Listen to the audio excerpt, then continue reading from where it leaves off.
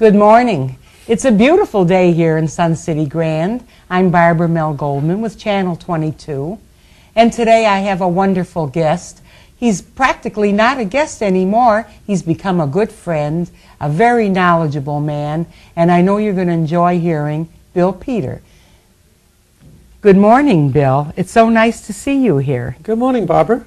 So what are we going to talk about today? Well, I think it would be a fun topic to talk about. Is globalization a good or a bad thing? Okay. Well, Bill, what would you say? Would you say globalization is good or bad for our lives as citizens of the United States? Unusually, I'm going to tell you a little story and then answer that question. Fine.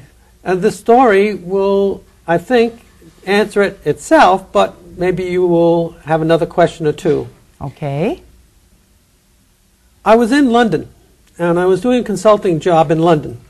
And this one day, my client told me, Bill, we don't have anything for you today, but I suggest that you do your entertainment down at the Strand, which is an entertainment and food and music and so on area in London. I said, well, I've never been to the Strand. That sounds fine.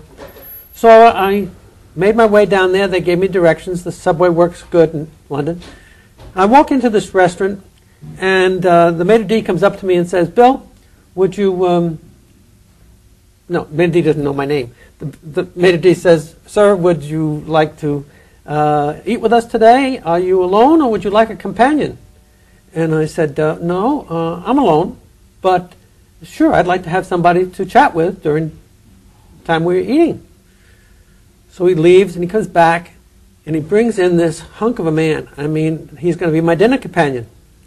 And he's like 6'8", the spitting image of Michael Jordan. He's a black man with a white shirt, white tie, white pants, white shirt, white shoes, everything white except him. And I said, how do you do? And we sit down to eat dinner. And the first thing he says is, Bill, I'm going to take care of the wine. We'll split the food, but I want to buy the wine. I said, hey, this is all right. I've got a decent dinner companion. So you know how when you sit down with somebody, you want to get to know them, where you're from, what brings you to London, so on and so forth. So we found something that we had in common. We both knew the textile industry. Mm-hmm. This is about globalization, trust me. Yes, I know where you're going. This is about the textile industry, and I knew the textile industry, and he did. And I told him a little bit of my life, and he did. Amazingly, this is what happened. He said, I just came back from India. I said, what did you do in India? He said, I was specifying some fabrics to be made. I said, yes, and now you're here in London. Then what happens with those fabrics? He says, well, I take those fabrics that are made in India and I ship them to Japan. And I said, ship them to Japan? And what do they do there? He says, they have the real skill, the core competency to print colors and patterns on this fabric. I said, oh, that's interesting. And then what happens? He said, and then we ship them from Japan to Hong Kong. And in Hong Kong, they make them into garments. Mm-hmm. And I said, what kind of garments? He said, men's shirts. I said, fascinating. I said, but where do you sell them? He said, we sell them in New York City. So they get shipped from Hong Kong to New York City.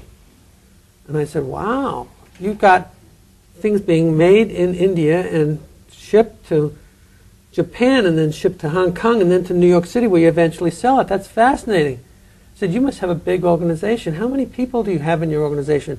He said, 2. 2? I said, where are they located? He says, well, I'm located, when I'm not traveling around the world, I'm located in New York City because that's where our target market is. And I said, well, who's the other person? He says, my brother-in-law, and he lives in Hong Kong. I said, well, why did you put him in Hong Kong? He said, because that's the most critical stage of the manufacturing operation. I see. So I said, how on earth did you get into this business and what? We talked about the price of the product, and he said, the key is finding the core competency of people anywhere in the world who can do things for us. Why did you do that? He said, I'm trying to be competitive in this marketplace, and what I have to do is have a good product that I can make money on, and I get the skills from wherever I can in the world, and that's where I found them. I said, you've got 2 people running this business worldwide. What about your machines? He says, who wants machines?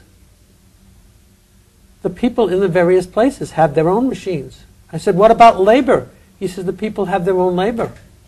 They have the labor, they have the machines, I have the master plan. Mm-hmm. This happened, true story, in 1980, 27 years ago. Globalization was real active.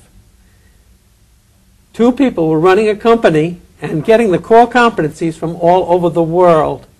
I found that sort of fascinating, and he thought it was just commonplace.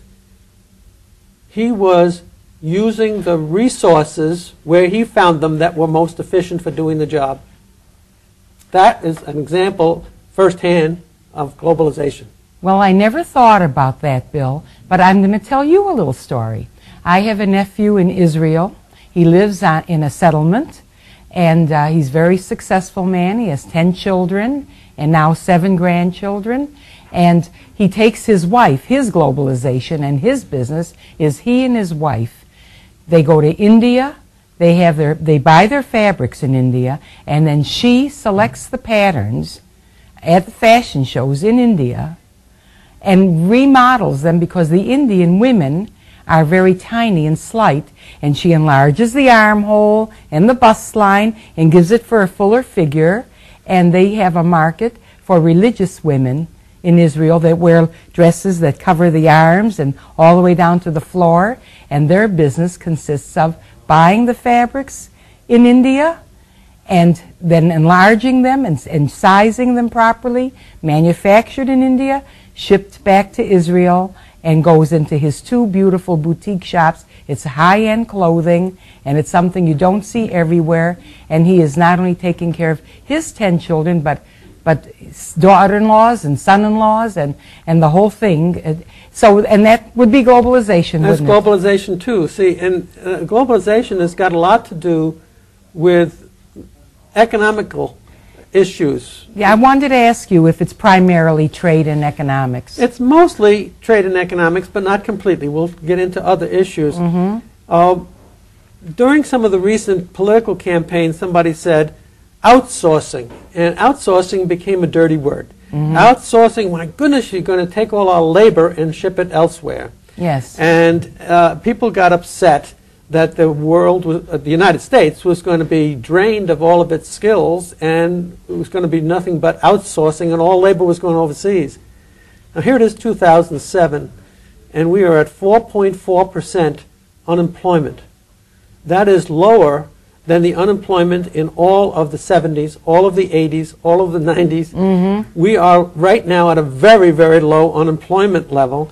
So when people say we're outsourcing all our jobs, it isn't true, because we've got less unemployment now. We're taking care of all of our people, including immigrants. We're taking care of all of our people, and we have lots of work and low unemployment. So outsourcing is a inflammatory word, but really we should be talking about, and I talk to my MBA students about sourcing. You source labor, you source machinery, and you source money. Money comes from all over the world and gets invested all over the world. And so it's not just a labor issue, it's how can you best compete in the world, and you have to source all of these things. And it turns out, answer your question, is globalization generally a good thing or a bad thing? It's generally good. And yet, if you talk to John Q. Public in the United States, many people would say globalization is bad. And the reason they do that is they don't have enough good information. All right. Now, talking about good information, would you suggest any particular books that people could read to inform themselves more about globalization? I teach a fair amount, as you know, and the best book that has been written on globalization is The World is Flat by Thomas Friedman. Repeat that, please. The book is The World is Flat by Thomas Friedman. He wrote it in April of 2005. A second edition has come out now, and I've read both editions to see what he has changed. It is fantastic because he is a person who has he's a correspondent for the New York Times on world affairs. He has access to anybody in the world that he wants to talk to, and he gets it and puts it in his books and puts it in the New York Times. So his sources would be excellent. His sources are tremendous. It's a simple to read book because he is a newspaper writer. He knows how to write easy English. It's not trying to impress people. And what that book is so valuable is it talks about globalization over the last 1,000 years. Oh my goodness. To prove to people that this is not something that just happened overnight. Give me an instance of 1,000 years ago of globalization. Okay, well, I'll lead up to that. Okay. Globalization is influenced by communication and travel. Mm-hmm. When all you had was a ship to travel across the oceans, you gradually, some people came to the United States, 1607, Jamestown, 1621, Plymouth Rock, right? Mm-hmm. And then they found what was here, and then they decided this was a place that had some good natural resources, and the people who came from different parts of the world found this was a good place to expand. That was globalization. It started by the ability of the ships, well, to go over an ocean, and that didn't happen. You couldn't do that until you had the ships. And then now we have airplanes, and now we have the communication vehicles through television and the internet and cell phones, and everything is worldwide because today we have satellites around the world, yes. and the satellites so the communication systems are overnight. The money travel. You put money in your bank, and you can get it out of another bank in India or in China within seconds, even though they have different time zones and everything else. So the banking systems, the communication systems, and the travel systems have all improved. So we are a global economy. My wife and I took a trip in New England, and we go there once in a while, and this was in September to October to see the leaves and look at the environment. And you see some textile mills, except they're shut down textile mills. And why is that? They shut down when they were no longer cost and quality effective in New England. I see. And those textile mills went to the south and went to Mississippi and Alabama and Tennessee. And then the Tennessee and Mississippi and Alabama textile mills were not cost effective, and they went to Mexico and they went to China. And now we see so much in textiles around on the retail shelf that says made in Malaysia, made in China, whatever. Yes. And that is not a master scheme that somebody did that. It's the economic system, free enterprise, working around the world to get cost-effective products that you want to buy. And now, when people go to a retail store and see two things, and one is $20 and one is $10, they say, I like that $10 one. It's just as nice as the $20 one. They buy the $10 one. They don't worry about the fact that it says made in Malaysia or made in China, because they look at the product and they look at the price. And that kind of is improving a person's standard of living, because you can get more products for your $50 than you were before. So when people are worried about losing jobs, the other side of the equation is being able to improve your standard of living because you're able to buy products at a competitive price. That's why Toyota is selling more cars than General Motors now. Yes. And that's globalization. Yeah. That's globalization. And we had the lead. So a real question is, what do you do when you're in the lead and somebody else starts taking the lead? What does a country like the United States do? What do they do? Well, the first thing to do is to think about your value system. And the value system that so many people have, and I'll put this on levels, the lowest level is, what's in it for me? Okay. And that's it. What's in it for me? The next one is, what's in it for others? And the highest value system is what's in it for humanity. What's in it for me, the lowest level? We tend to think of greed. I want the most money, I want the biggest house, I want the biggest car, the heck with the rest of the world. That's what's in it for me. CEOs of corporations have been accused of being what's in it for me. Labor leaders, politicians, a lot of people have been accused of what's in it for me. A more ethical attitude is what's in it for others, not just me, but my family, my neighborhood, my friends, so on. What's in it for humanity is the highest level of ethics. And what's in it for humanity with globalization is we improve the standard of living of people all over the world. And hundreds of millions of people are getting out of poverty around the world because of globalization. I want to ask you, though, because there's been some talk over the years about companies that have things manufactured in many close to third world countries, and people are underpaid oftentimes. Now, when we think of them being underpaid, are they really underpaid according to our value system or according to their country's value system? Are they paid fairly so that we know when we're buying something from another country that those people are being treated fairly? I know they're getting work, but are they being treated fairly, Bill, in your opinion? Okay, I'll give you an example. Okay. I was consulting in Singapore. Singapore is a city-state. It's a very fascinating place. Very rich, very prosperous, very disciplined people, hard-working people. And I went in to visit a factory there, part of my business, and the people were at tables working. I was in that room where the people were working for probably an hour and a half. Not one person that was working talked to any other person that was working. They were all busy doing their thing. And I said to myself, this wouldn't happen in America. They'd all be talking and chatting, and so their productivity was high. And I went out of the building and with my guide, and I said, we only looked at the first floor, and that was the factory. But look that, it's a 4-story building. And he said, yes, it's a 4-story building. I said, what goes on in the upper floors?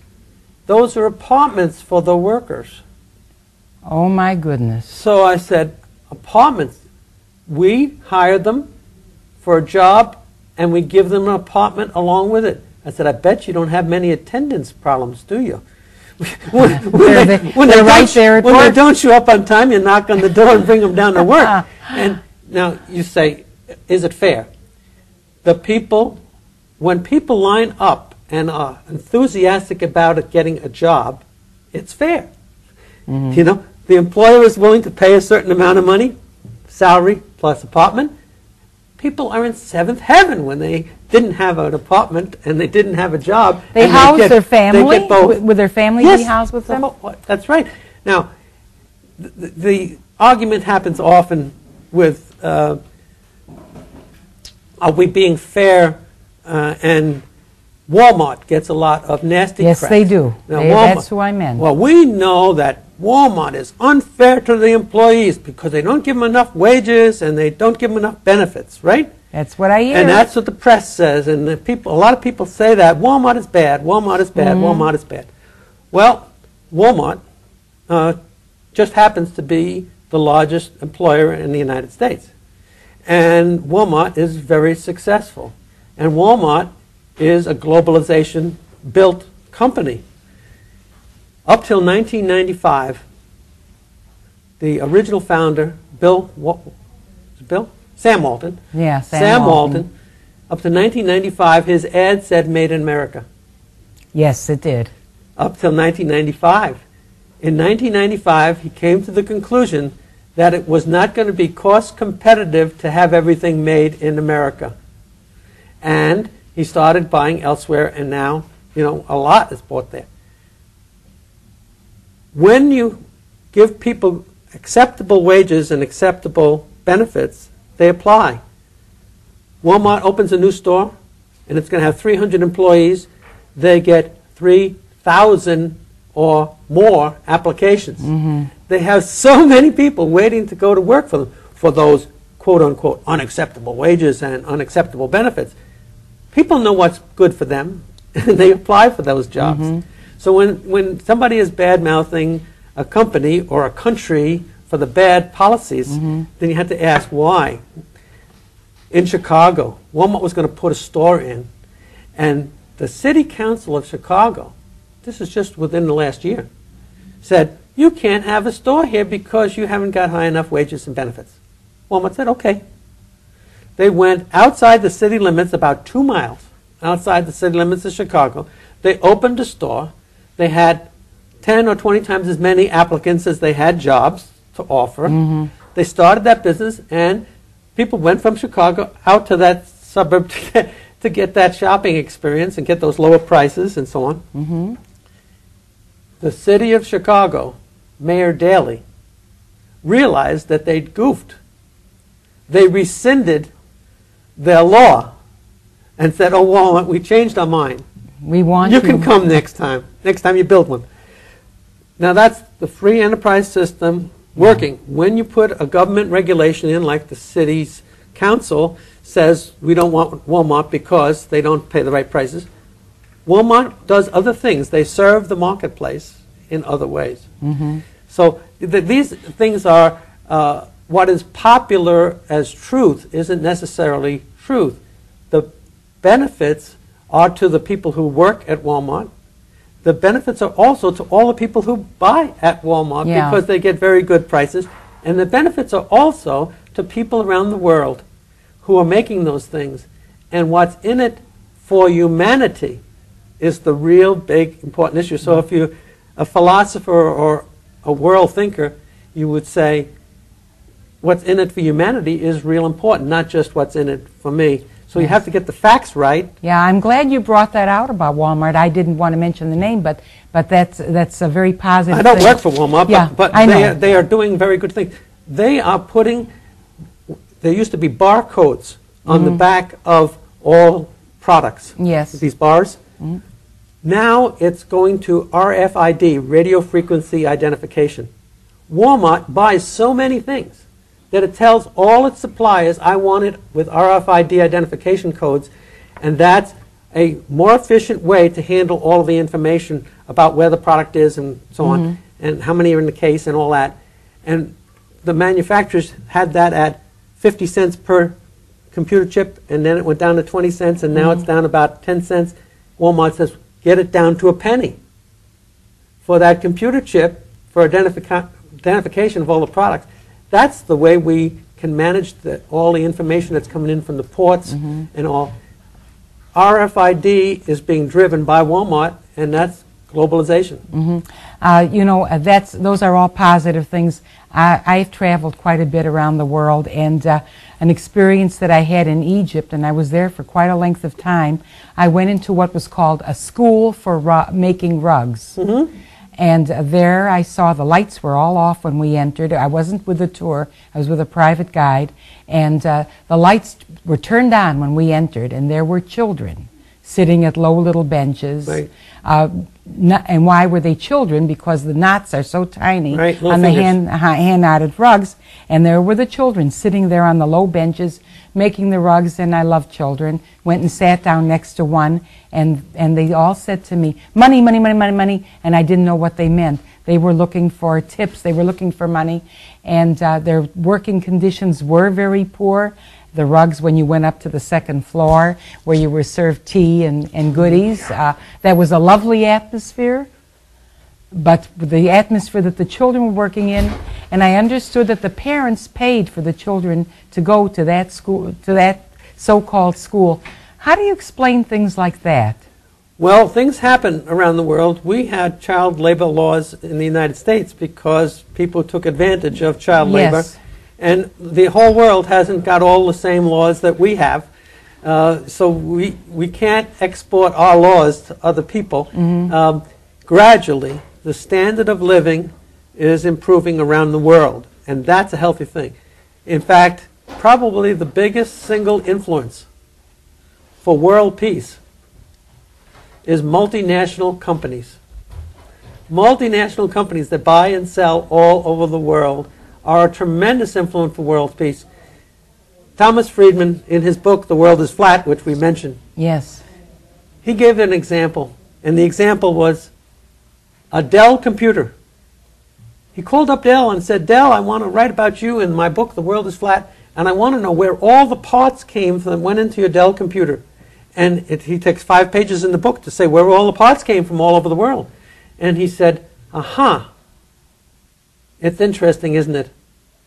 No two countries who make parts for Dell computer will ever go to war. Why? Because they would be killing their money flow. They would be killing their business. If you make parts for Dell computer, you work with other countries that make parts for Dell computer. So the international trade is a very healthy thing for world peace. Have we got perfect world peace? No. But if we can improve the standard of living of a lot of people around the world, they'll be less likely to fight and more likely to say, I want a nicer car, or I want a nicer house. And the communication system is telling them that you have a better standard of living if you do these things.